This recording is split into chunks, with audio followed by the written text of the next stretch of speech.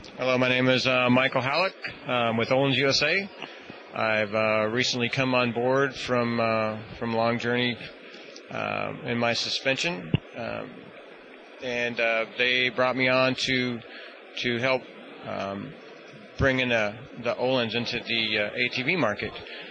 We've got quite a few top riders right now: Corey Ellis, Pat Brown, Jason Dunkelberger, Keith Little. Also have Bill Balance in the cross country.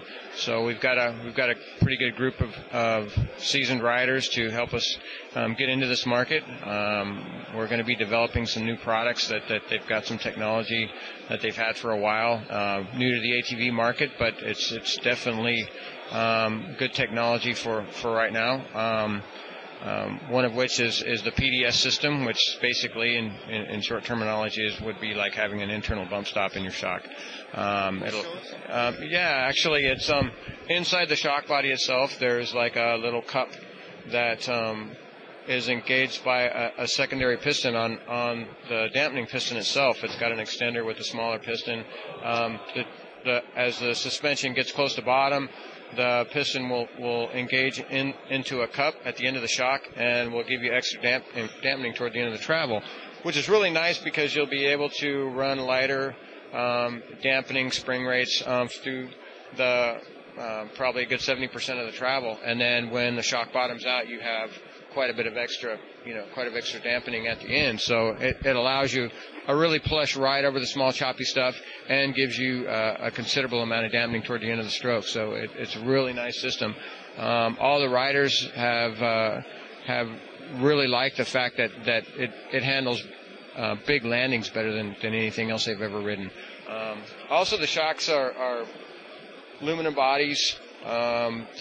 Ohlins has done a really good job on trying to lighten things up because weight is becoming so much of an issue now. Tie springs will soon be available. We've been testing with titanium springs with some of the pro riders. But weight of these shocks is really impressive, and as well as keeping the function. They work extremely well. All the shocks that we're using now have a high and low speed adjuster on them that actually do work. There is all the riders that we've worked with are really impressed with the adjustment features.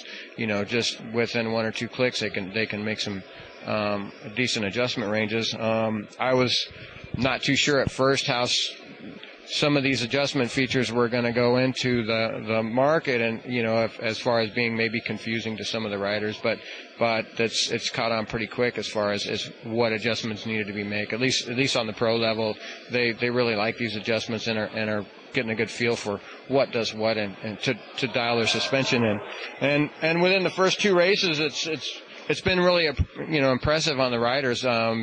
Coming from products that they're not used to riding, which is a little bit different, and doing extremely well in the national series. So we're all very excited about the future. It's going to be my job within the coming months to develop products for the various applications in the ATV industry, and in the snowmobile market as well, in the coming year. So it's some exciting times right now. There is all the manufacturing is still going to be done in Sweden. Like I say, the technology, they've definitely got the technology, but what we need to do is refine the specs that we have for the various applications. We've got pro riders on different setups, Lager, Lone Star, JB Racing. So we're working with different manufacturers' products right now and developing those. And so once we get applications dialed in so where we can get it right out of the box, then we will start putting some stocking in orders from Sweden, which is going to take anywhere from 8 to 14 weeks to get. And so that's why I say probably anywhere from 2 to 4 months is when we'll have product available. Tie springs are also going to be an option at that point as well. So the important thing is to get product developed so that the customer has a working shock that's going to work very well right out of the box. Right now, it seems in the industry, people buy shocks and the trend is buy a shock and send it somewhere else and get a service or get it dialed in. But we're trying we already know that we have a high quality component right now, and we want to try and make it as smooth a transition from the box to the rider, as we can. So, and then having good adjustment ranges on the shocks should be very user friendly, and should be a really good product.